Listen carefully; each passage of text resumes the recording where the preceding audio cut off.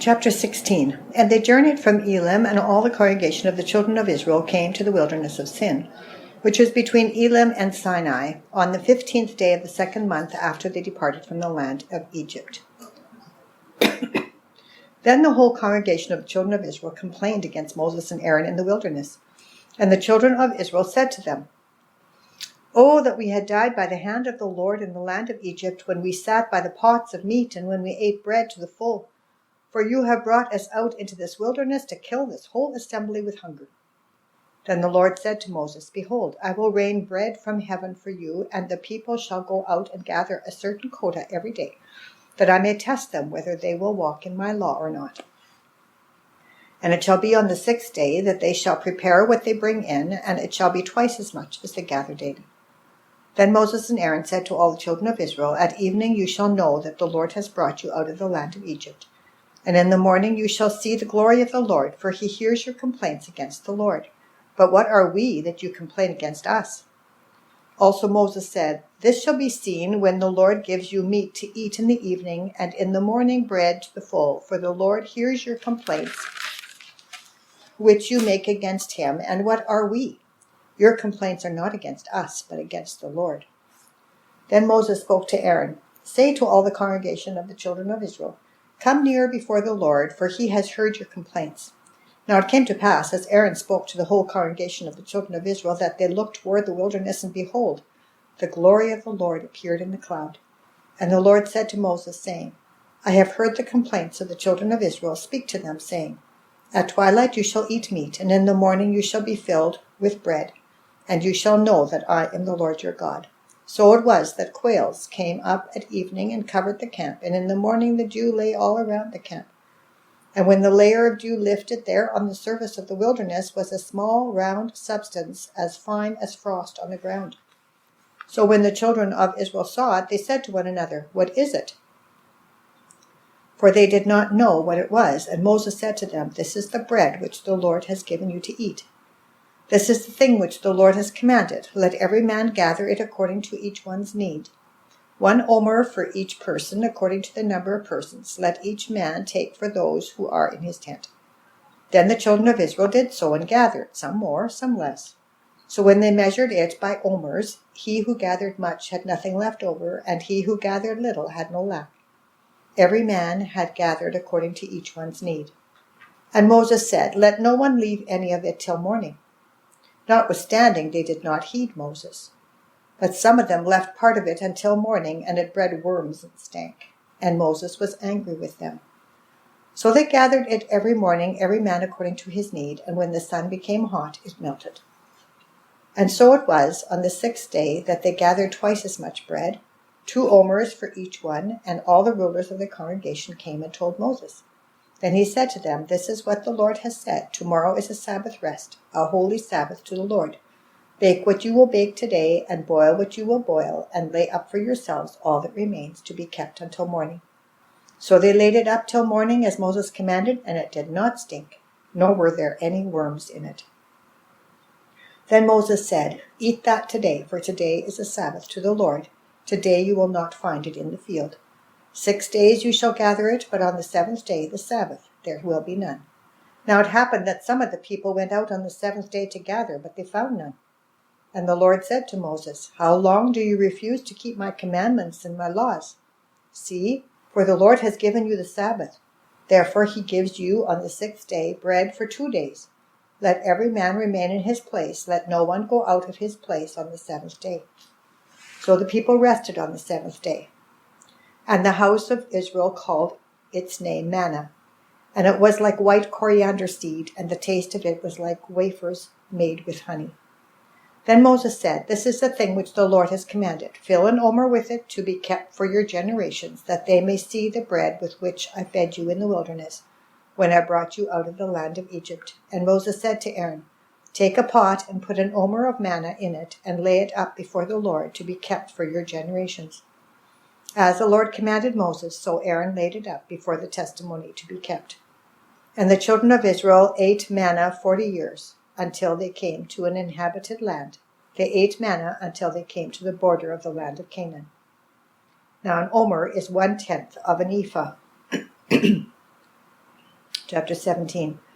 Then all the congregation of the children of Israel set out on their journey from the wilderness of Sin, according to the commandment of the Lord, and camped at Rephidim. But there was no water for the people to drink. Therefore the people contended with Moses and said, "Give us water that we may drink." So Moses said to them, "Why do you contend with me? Why do you tempt the Lord?" And the people thirsted there for water. And the people complained against Moses and said, "Why is it that you have brought us up out of Egypt to kill us and our children and our livestock with thirst?" So Moses cried out to the Lord, saying, "What shall I do with this people? They are almost ready to stone me." And the Lord said to Moses, "Go on before the people, and take with you some of the elders of Israel. Also take in your hand your rod with which you struck the river, and go. Behold, I will stand before you there on the rock in Horeb, and you shall strike the rock, and water will come out of it, and that the people may drink." So Moses did so in the sight of the elders of Israel. So he called the name of the place Massah and Meribah, because of the contention of the children of Israel, and because they tempted the Lord, saying, "Is the Lord among us or not?" Now Amalek came and fought with Israel in Rephidim. And Moses said to Joshua, "Choose us some men and go out, fight with Amalek. Tomorrow I will stand on the top of the hill with the rod of God in my hand." So Joshua did as Moses said to him, and fought with Amalek, and Moses, Aaron, and Hur went up to the top of the hill. And so it was, when Moses held up his hand, that Israel prevailed, and when he let down his hand, Amalek prevailed. But Moses' hands became heavy, so they took a stone and put it under him, and he sat on it, and Aaron and Hur supported his hands, one on one side, and the other on the other side, and his hands were steady until the going down of the sun. So Joshua defeated Amalek and his people with the edge of the sword. Then the Lord said to Moses, "Write this for a memorial in the book, and recount it in the hearing of Joshua, that I will utterly blot out the remembrance of Amalek from under heaven." And Moses built an altar and called its name, "The Lord is my banner." For he said, "Because the Lord has sworn, the Lord will have war with Amalek from generation to generation." Chapter 18. And Jethro, the priest of Midian, Moses' father-in-law, heard of all that God had done for Moses and for Israel his people, that the Lord had brought Israel out of Egypt.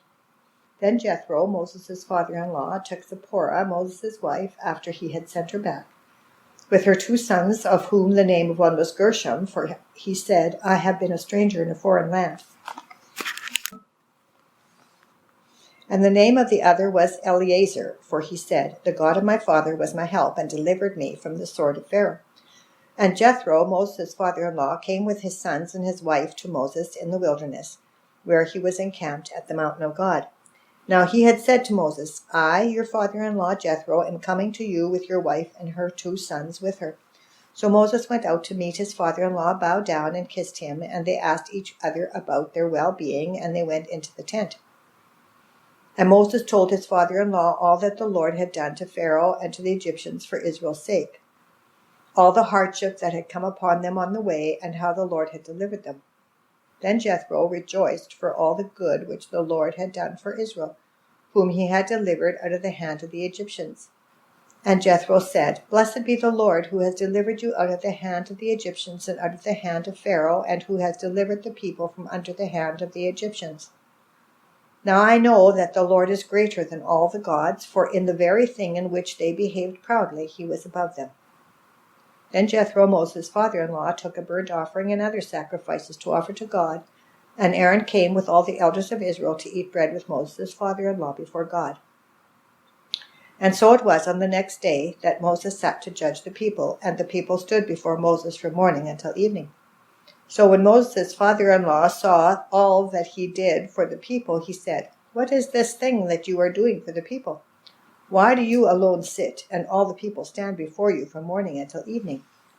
And Moses said to his father-in-law, "Because the people came to me to inquire of God when they have a difficulty." Because the people come to me to inquire of God. When they have a difficulty, they come to me, and I judge between one and another, and I make known the statutes of God and his laws. So Moses' father-in-law said to him, "The thing that you do is not good. Both you and these people who are with you will surely wear yourselves out. For this thing is too much for you. You are not able to perform it by yourself. Listen now to my voice. I will give you counsel, and God will be with you. Stand before God for the people, so that you may bring the difficulties to God. And you shall teach them the statutes and the laws, and show them the way in which they must walk and the work they must do. Moreover, you shall select from all the people able men, such as fear God, men of truth, hating covetousness, and place such over them to be rulers of thousands, rulers of hundreds, rulers of 50s, and rulers of 10s.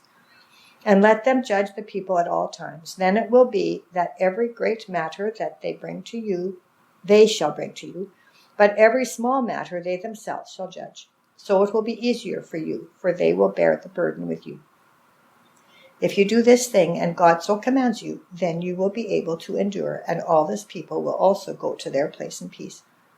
So Moses heeded the voice of his father-in-law and did all that he had said. And Moses chose able men out of all Israel, and made them heads over the people, rulers of thousands, rulers of hundreds, rulers of 50s, and rulers of 10s. So they judged the people at all times. The hard cases they brought to Moses, but they judged every small case themselves.